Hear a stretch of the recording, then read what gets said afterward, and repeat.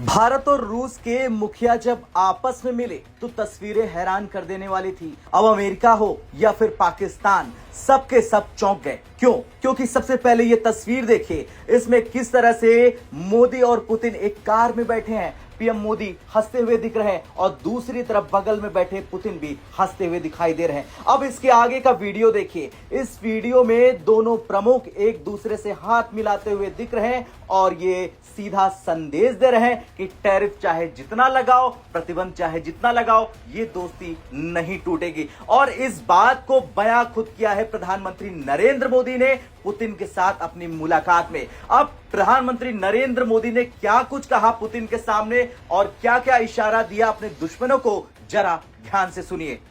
मैं हमेशा अनुभव करता हूं कि आपको मिलना मतलब एक यादगार मीटिंग भी होती है, बहुत सी चीजों की जानकारियों का आदान प्रदान करने का अवसर मिलता है।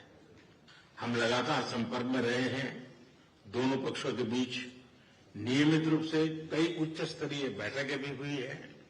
इस वर्ष दिसंबर में हमारी 23वीं समिट के लिए 140 करोड़ भारतीय उत्सुकता पूर्वक आपका इंतजार कर रहे हैं।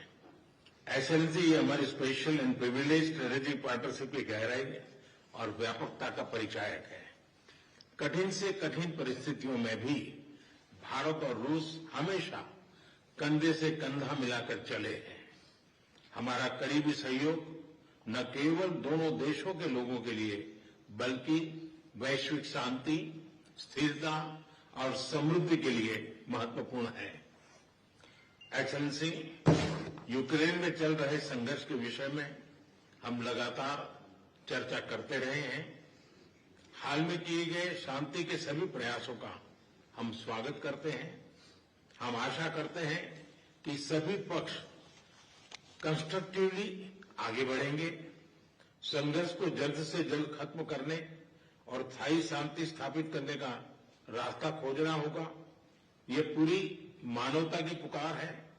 एक्सेलेंसी, एक बार फिर आपका मैं हृदय से बहुत बहुत धन्यवाद करता हूं। तो आपने सुना कि भारत ने क्या कहा यूक्रेन रूस के संघर्ष पर, और भारत ने साफ कर दिया पुतिन के सामने कि शांति स्थापित करने के लिए सभी प्रयासों का भारत स्वागत करेगा। और यह भी कहा प्रधानमंत्री नरेंद्र मोदी ने कि उस लक्ष्य को पाने के लिए रास्ते तलाशने चाहिए। अब दोनों की यह मुलाकात तब हुई जब अमेरिका, जो भारत का इंडो पैसिफिक में साझेदार कहा जाता है, और वो अमेरिका जो हर रोज भारत पर टिप्पणियां कर रहा, कभी भारत के ब्राह्मणों को खिलाफ बोल रहा, कभी भारत पर मुनाफाखोरी का आरोप लगा रहा, वो अब सख्ते में है। और इसकी वजह है ये मुलाकात।